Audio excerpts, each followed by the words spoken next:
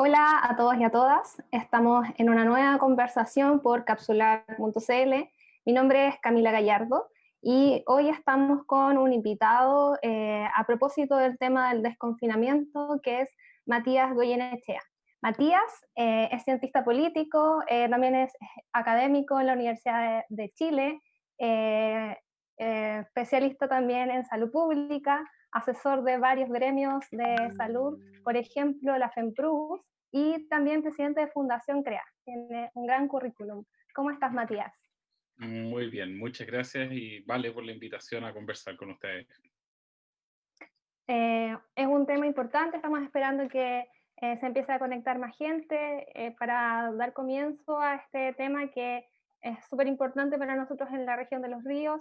Hace unos días atrás, el día 8, se da a conocer la medida anunciada para nuestra región y para la región de Aysén, de que se iba a iniciar un desconfinamiento, que de hecho partió el día 13, y a propósito de esto, también hemos notado, o las personas que trabajamos en salud, se ha visto un aumento de los casos sostenidos desde ese día. Por eso mismo es que queremos conversar contigo a propósito de esta medida. Tú desde el primer día de que se anunció esto, también denunciaste lo apresurado que podía ser en este sentido, porque no se cumplía como en forma total todos los criterios que daban a conocer la OMS y también el Comité Asesor COVID-19.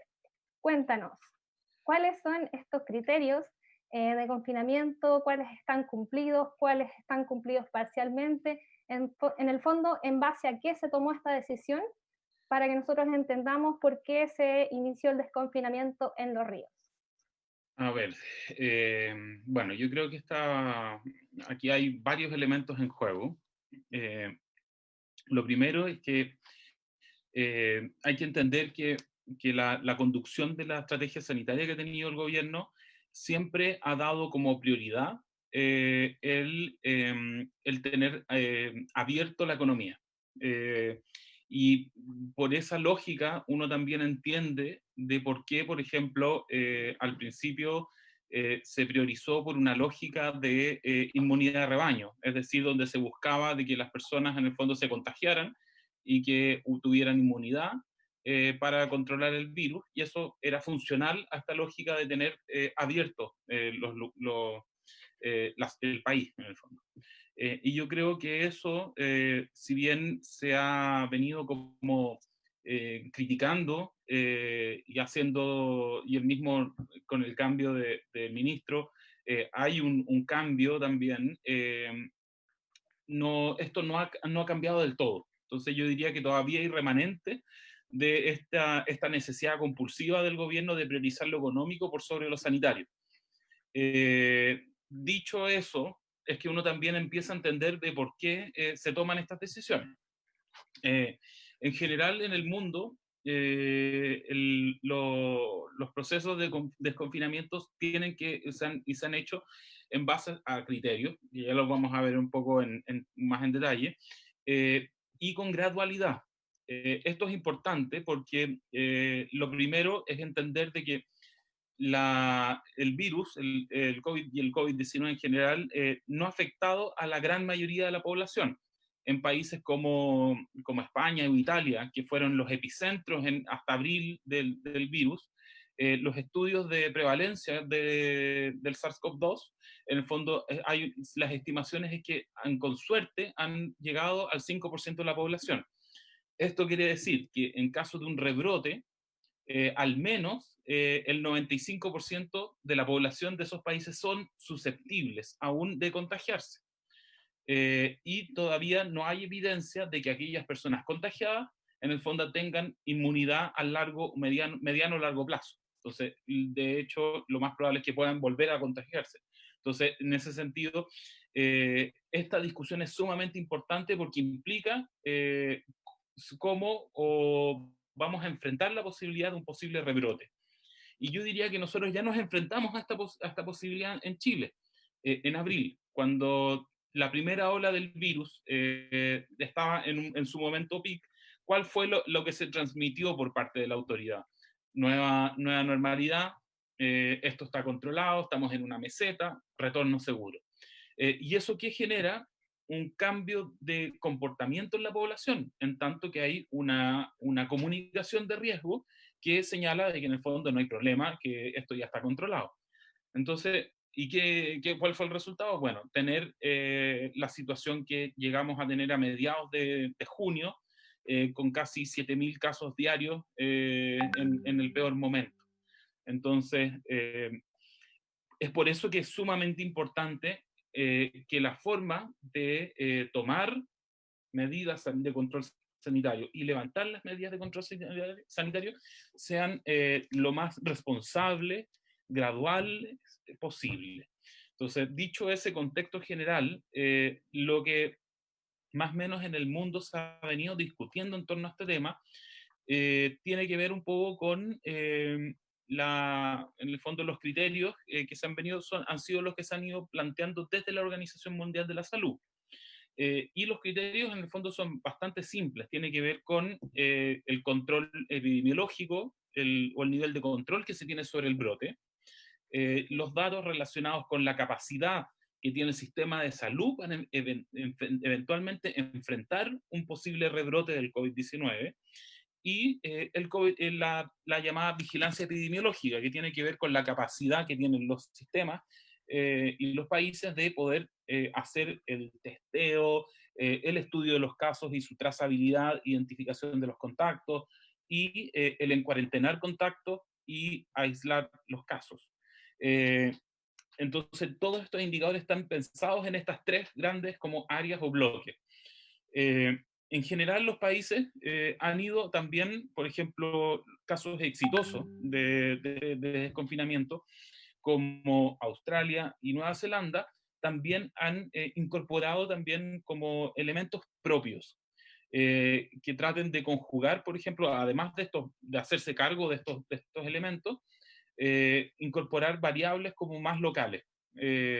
Entonces, en algunos casos se ponen más énfasis en algunos indicadores, por ejemplo, de trazabilidad para ver los tipos de transmisión que hay, como también énfasis a veces más de corte territorial, como en el caso de Australia. Entonces, a veces los países pueden ir incorporando elementos como para hacerse cargo de sus realidades locales y tener indicadores con pertinencia local para tomar o no este tipo de definiciones. En general,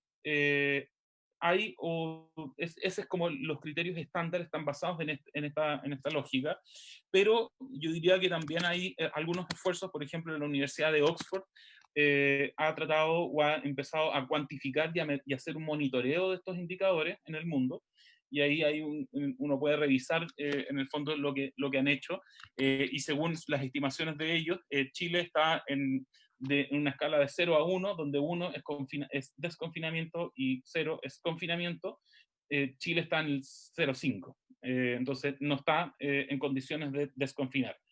Hay otras iniciativas, por ejemplo, una que que es una página web que la pueden revisar, que la recomiendo, que se llama COVID Local, donde se incluyen también la base sobre de estos indicadores, pero se incluyen otros aspectos nuevos.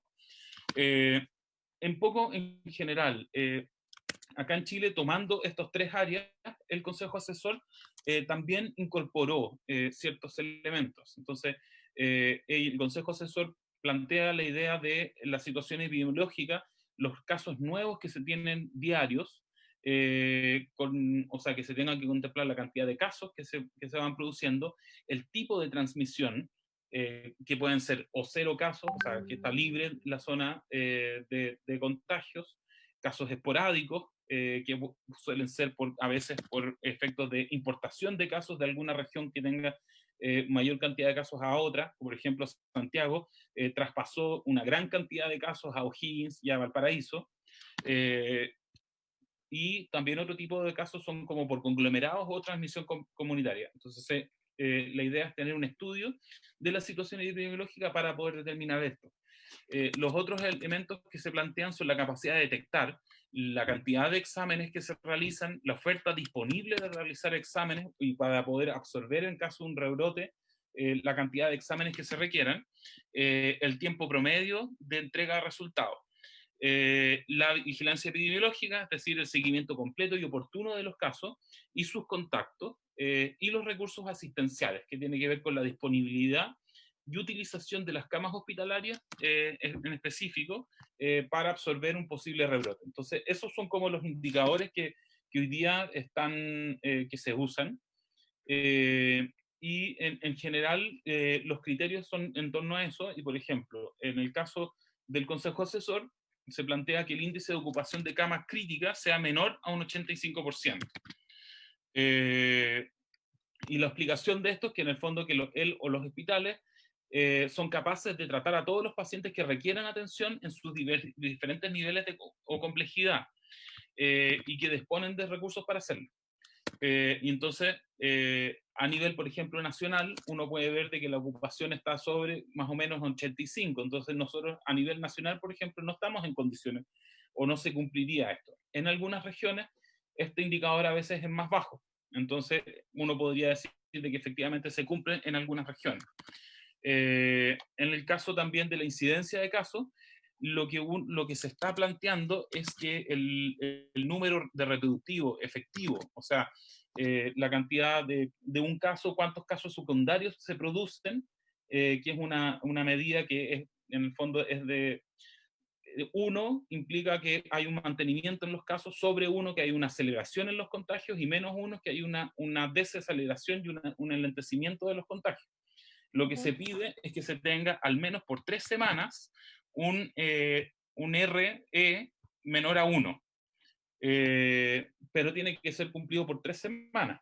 Entonces, eso es importante también tenerlo claro. No por una semana que esté ese número así. La oferta del de test o lo que tiene que ver con la capacidad de testeo, se habla de una positividad menor del 10%. Y en el caso de la trazabilidad se plantea la necesidad de tener aislado y dar seguimiento al 90% de los casos confirmados en menos de 48 horas. En ese sentido, yo diría que no hay datos en trazabilidad al menos en ningún lugar del país, porque no hay confianza en estos datos. En el caso particular de, por ejemplo, que se tiene de diferencia de criterio, en algunos casos, por ejemplo, el criterio OMS, si bien son muy parecidos, la OMS plantea de que en vez de 85 se tenga que tener un 80% de ocupación. Entonces, el criterio, en el fondo, es un poco más estricto en ese sentido. Y el RE tiene que estar por 14 días en vez de lo que plantea el Consejo Asesor, que es de 21. Pero a diferencia de eso, la OMS plantea de que para dar una idea o tener una realidad de una menor carga viral, tiene que ser una positividad de los test menor a 5%. Esos son un poco los indicadores que tenemos. Y en los ríos, al menos la ocupación está al borde del 80, 78, habría que ver cómo evoluciona el día de hoy. El número reproductivo está en 0,9, o sea, está un poco al filo. La positividad era sobre 5, 5,3, y yo diría que no tenemos datos confiables respecto de lo que tiene que ver con la trazabilidad de los casos. Entonces, de todas maneras, tanto lo que pasaba hace una semana como ahora, me parece que es un poco apresurado avanzar en este tipo de medidas, sobre todo considerando que, por ejemplo, el RE aumentó. Entonces, y eso se ha visto en que la curva de casos nuevos ha venido en aumento a partir de solamente el anuncio de esto también. Entonces, con el anuncio genera un cambio de comportamiento en la población que hace, en el fondo, que produce una mayor velocidad de contagio. Entonces, esto hay que verlo siempre con mucho cuidado, y me parece que las condiciones no estaban cumplidas.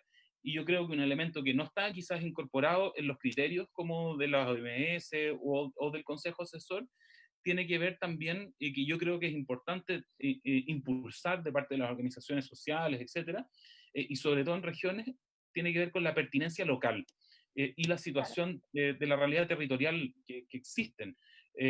porque estas medidas, por ejemplo, no fueron consultadas. Las definió los caballeros en La Moneda o los burócratas de MacIver en Santiago, en el Ministerio de Salud, pero no hay una discusión de qué es lo que opinan los territorios respecto de estas cosas. Entonces yo creo que ese Claro. es un elemento que es fundamental.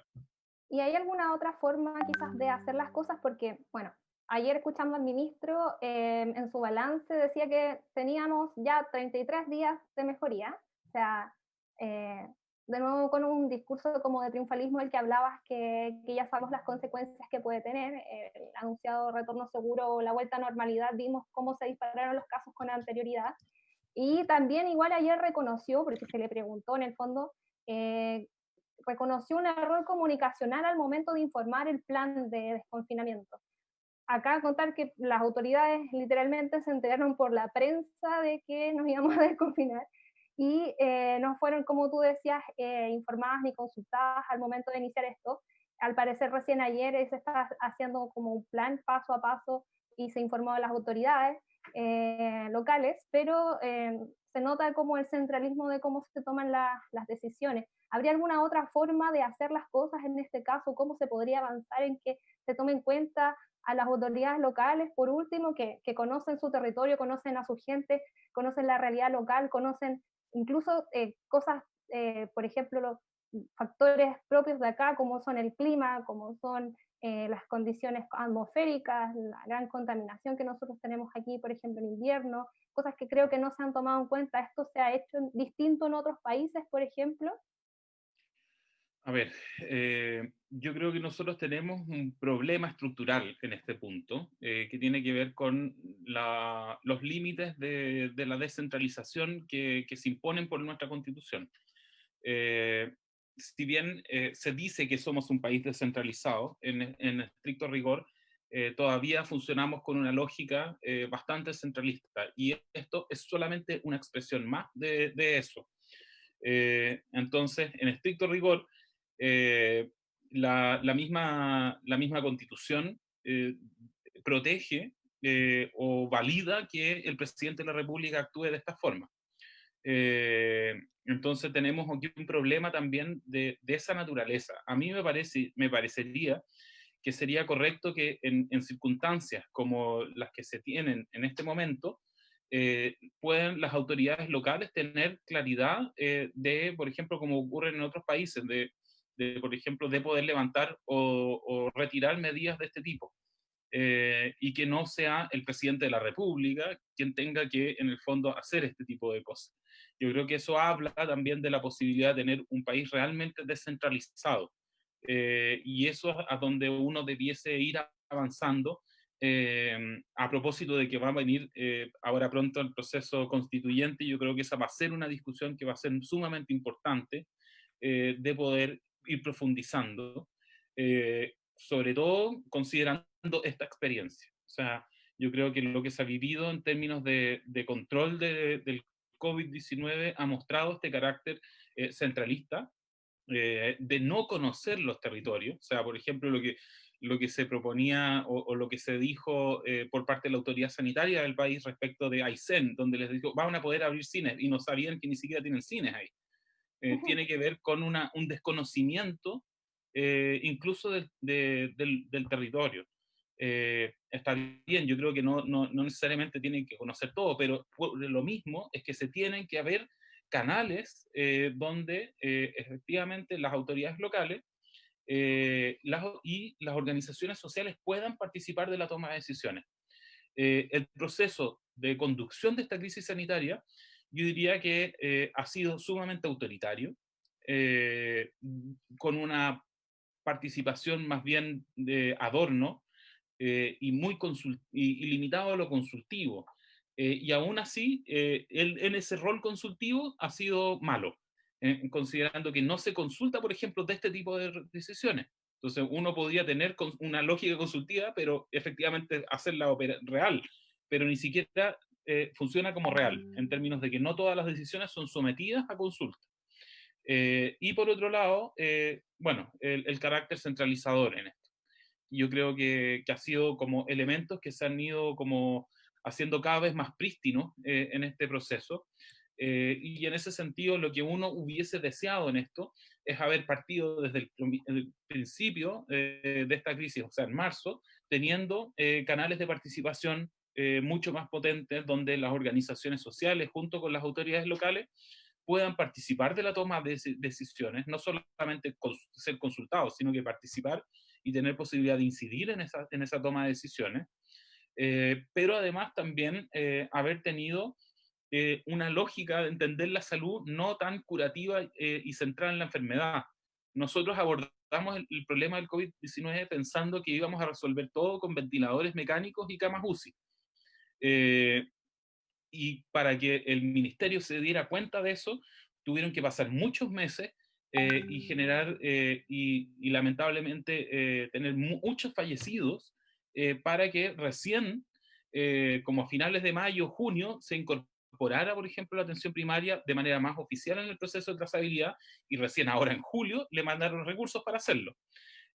Las residencias sanitarias, que era un elemento vital de haber partido en marzo con las residencias sanitarias donde se aislaran efectivamente a los casos, se empezó a hacer también a finales del periodo de Mañalich y no en marzo. Entonces, yo creo que muchas de la situación que nosotros vivimos en junio, que fueron los momentos más oscuros, se podrían haber evitado de no haber tenido un sesgo en la forma de entender la salud, tan centrado en lo curativo y en la enfermedad, de no ser tan hospitalocentrista en nuestras autoridades, y haber confiado más en la atención primaria, en entender de que también a veces es necesario generar participación, porque eso fortalece las decisiones y se van a tener mejores decisiones y más pertinentes localmente.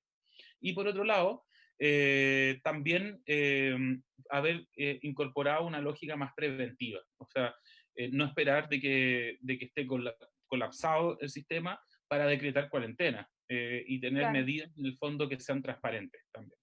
Y en ese sentido, ahora igual podríamos haber agradecido un poco más de tiempo para estar preparados y en atención primaria haber hecho una fuerte campaña, por ejemplo, comunicacional para reforzar medidas de distanciamiento, de uso de mascarilla, de lavado de manos, tratar de a poco igual de ir incorporando si es que se iban a abrir algunos locales, esto mismo en cada lugar, que de un día para otro igual es medio difícil, o de un fin de semana a un par de días incorporar esto con lo que significa tener recursos y recursos personales para cada una de las medidas. En el fondo, las campañas comunicacionales están empezando ahora, pero a casi una semana de haber empezado con la medida. Entonces, en ese sentido, los mismos dirigentes dijeron desde un principio que consideraban que era un error, ellos que conocen a su gente y que saben que el sistema ya está colapsado, veían en el futuro una aceleración de los contagios que hoy día estamos viendo y que ojalá podamos como en el fondo detenerlos para que no tengamos errores o vidas que lamentar. Y, por ejemplo, al día de ayer hubo 24 casos. Eh, desde tu experiencia, desde tu conocimiento, ¿cuál es tu apreciación de cómo podrían ir evolucionando o qué se debería hacer en estos momentos en torno al aumento de contagios en la región? A ver, yo creo que, por ejemplo, Los Ríos había tenido en nivel comparado con las regiones, había estado bastante bien y efectivamente era una de las mejores, una de las regiones que tenía los mejores indicadores en términos de sanitarios en general, comparado, por ejemplo, con el norte o más hacia el centro del país, donde efectivamente uno ve una situación cualitativamente más compleja. Eh, a mí me parece que esta decisión fue responsable, considerando de que no, tal como tú señalabas, aquí no hubo una preparación ni de la red local de salud, ni de campañas comunicacionales que reforzaran la educación sanitaria de la población, ni una comunicación de riesgo pertinente a la situación. eh, y eso evidentemente generó una aceleración en los contagios. Yo creo que ya una semana, tanto de ver un aumento en casos nuevos como también en el número calculado del R efectivo, uno puede determinar de que efectivamente esta decisión o que en parte esta decisión generó un rebrote, por así decirlo, de casos, una aceleración en los contagios. A mí me parece que en ese sentido, este tipo de medidas tienen que ser graduales y tienen que ser trabajadas previamente a ser implementadas. Entonces, uno va a haber partido con una campaña desde la atención primaria, desde los medios de comunicación local, eh, para reforzar lo que tiene que ver con la educación sanitaria que tiene la población, las medidas preventivas, el tema de la mascarilla, etc. Todo ese tipo de cosas yo creo que eran fundamentales. No se hicieron. Yo creo que habría que estar vigilantes en el fondo de que realmente esto no empeore. A mí me parece que en términos esenciales, la mejor estrategia para hacerse cargo de situaciones donde hay un posible rebrote es fortalecer la vigilancia epidemiológica. Antes de llegar a una cuarentena, me parece que lo esencial es que efectivamente hay una transparencia en los datos de la trazabilidad, en los datos de testeo, porque efectivamente puede haber subreportes, pero es ahí, en la capacidad que tengamos desde la atención primaria, desde la Seremi, etcétera, de identificar los casos, de hacerles el seguimiento y en cuarentenar los contactos estrechos y aislar los casos, es que vamos a poder efectivamente cortar la cadena de transmisión. Eso yo diría que es lo esencial. Y sobre esa base es que yo creo que hay que ir evaluando. Efectivamente, evitar de que haya importaciones de casos de regiones que estén más complicadas. Por ejemplo, los lagos hay una situación de empeoramiento en sus números en las últimas semanas. U otras regiones que estén vecinas. Entonces, tener una capacidad de tener estas aduanas o cosas que se inventaron ahí para evitar un tránsito entre regiones que puedan generar nuevas cadenas de contagio. Eso yo creo que es una medida y cuando tengamos una ocupación probablemente de las camas en puntos preocupantes o que se vea un aumento de la tasa de incidencia, decretar efectivamente cuarentenas. Yo creo que lo complejo de las cuarentenas en el caso de países como tan desiguales como los nuestros es que para que tengan que hacer efecto se requiere mucho tiempo y eso tiene que ver con la desigualdad. Entonces, la medida en que hay una población que está dependiendo de ingresos del vivir al día en el fondo, por la precariedad laboral, por ejemplo, en Santiago se requerían casi 2 meses de cuarentena para lograr lo que una cuarentena efectiva lograría en 2 semanas. Entonces, eso habla un poco de estos problemas de hacinamiento, de mercado laboral desigual, del problema del boletariado, en el fondo, que hay detrás, que está, en el fondo, viviendo en condiciones precarias y tiene que salir a trabajar pese a todo. Y estas cosas son elementos que se han ido pesquisando. O sea, hay un estudio que hizo la Universidad de Chile con el Colegio Médico, el estudio móvil, que habla y ya ha encontrado que efectivamente la población tiene que salir igual a trabajar incluso con COVID positivo. Y al menos en un 14% encontraba de que esto había ocurrido. Eso nos habla de lo serio que es nuestros problemas de desigualdad. Y eso efectivamente van a afectar nuestros resultados sanitarios en materia de control del COVID. En ese sentido, yo creo que es mucho más efectivo en tener efectivamente una capacidad de trazabilidad acorde a la necesidad, que hay estándares para eso, y en ese sentido requerir de la autoridad que disponga de personal efectivamente para hacer esa trazabilidad, de los recursos necesarios. Me parece que son elementos que, independiente de que haya un ascenso o no del rebrote o de brotes, hay que impulsarlo. Porque efectivamente eso es la primera elemento que nos va en el fondo lograr prevenir un nuevo ascenso, un nuevo rebrote importante de casos. Yo diría que eso es lo más esencial. Claro, y los recursos de trazabilidad, por ejemplo, acá están llegando recién ahora. Así que, y otra cosa que te quería comentar y quizás como a ver qué opinas al respecto. Dentro de las minutas del Consejo Asesor, iguales ellos han nombrado que hay estudios de seroprevalencia disponibles en Santiago y en otras partes del mundo igual, que han indicado que hay una gran proporción de la población que permanece aún sin contagiar. Por eso igual es que el tema del rebrote es real y incluso también la mayoría de la población mundial sigue siendo susceptible a pesar de que se desarrollen anticuerpos y las medidas de confinamiento generan como una sensación de tranquilidad, una sensación de que ya estamos bien, de que quizás no nos vamos a contagiar, por decirlo así, pero como bien dijo la presidenta del Colegio Médico, no vamos a volver nunca a la normalidad hasta que haya algún tratamiento, hasta que haya alguna vacuna. En ese sentido, ¿cómo ves? Nosotros tenemos una medida de desconfinamiento que muchos pensábamos que se estaba haciendo aquí en Los Ríos y que poco más que éramos como conejillos de India, de una medida que se podía como seguir tomando como a nivel nacional. ¿Cómo ves que esta medida esté ahora en estos momentos haciendo como un pequeño aumento en los casos respecto a lo que podía hacer el resto del país? A ver, yo creo que el ministerio, lamentablemente, el ministerio y el gobierno de Chile se ha conducido en este proceso de pandemia, haciendo, por así decirlo, como experimentos sociales. Yo creo que un primer experimento fue lo de las cuarentenas dinámicas en barrios y no un radio urbano. Y ahora, nuevamente, me parece que existió una lógica de experimentar socialmente con Aysén y Los Ríos. En esta prueba de cómo va a funcionar el tema del desconfinamiento. Eso me parece irresponsable. Yo creo que es importante decirlo y recalcarle a la autoridad de que esto es impresentable, de que este plan de desconfinamiento debió haber sido elaborado localmente también, o sea, no haber sido impuesto.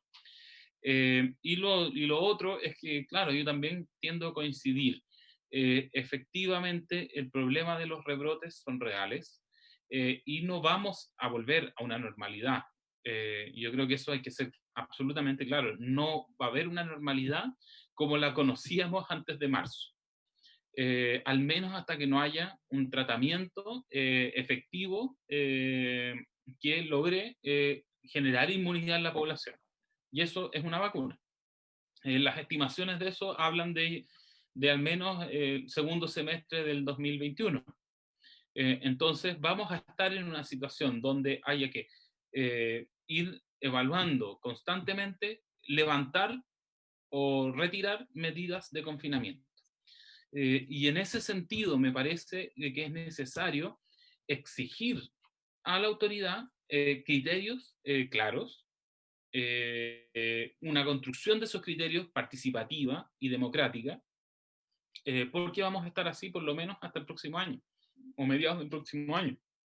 Y no podemos, en el fondo, estar manteniendo criterios que son unilaterales o que son variables por parte de la autoridad, que deciden desconfinar una región sin cumplir como el gold standard en el fondo a nivel internacional, y inventan sus propias medidas sin mucho sustento. Entonces eso resulta preocupante porque aquí finalmente lo que está en juego son vidas de personas.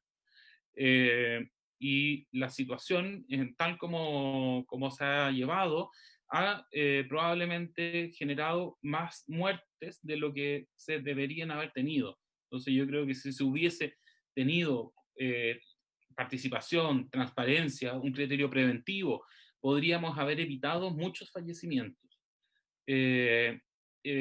Yo creo que eso va a haber en algún momento o habrá que cobrar esas responsabilidades. Y eso probablemente ya hay algunos procesos, incluso judiciales, que se están llevando a cabo en función de aquello.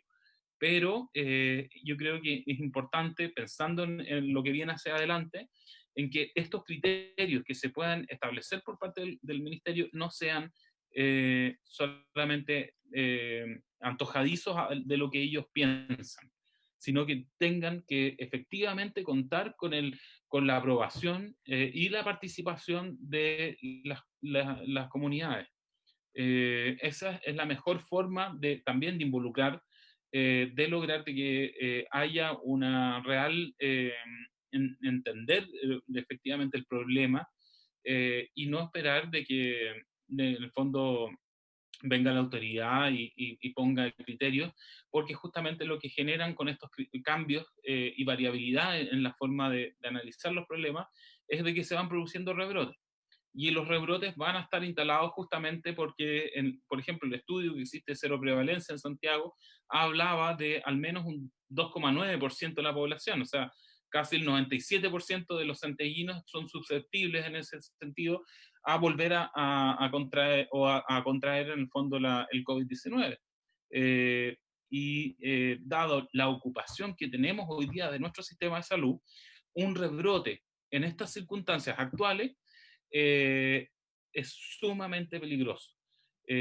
Dado que Santiago, si bien ha venido bajando su ocupación, por ejemplo, en cama, sigue siendo muy alta y la gran mayoría de las regiones también, sobre todo en el norte del país, donde hay una situación bastante compleja, sobre todo en la región de Antofagasta, y si es que estas medidas se toman mal, las personas después ya no vamos a tener espacio donde llevarlas, y en el fondo ese es el problema. Y cuando eso ocurre, bueno, efectivamente la letalidad del virus aumenta. Entonces, es por eso que hay que ser responsable en esto. Claro, me dice que estemos hasta el fin de los tiempos confinados, pero todo a su paso. Bueno, muchas gracias Matías por conversarnos sobre este tema, por aclararnos las dudas, quizás algunos comentarios finales respecto al tema. Sí, bueno, yo creo que acá tenemos hartos desafíos. Yo creo que uno es un poco lo que mencionaba, de que es necesario que en este proceso de confinamiento o desconfinamiento exista participación real.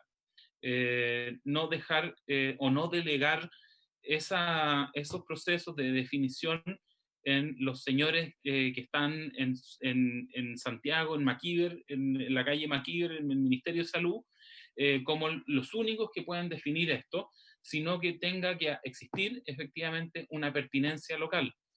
Me parece que tiene que eso serle exigido al Ministerio y al gobierno, y para involucrar tanto a las autoridades locales como a las comunidades en este proceso.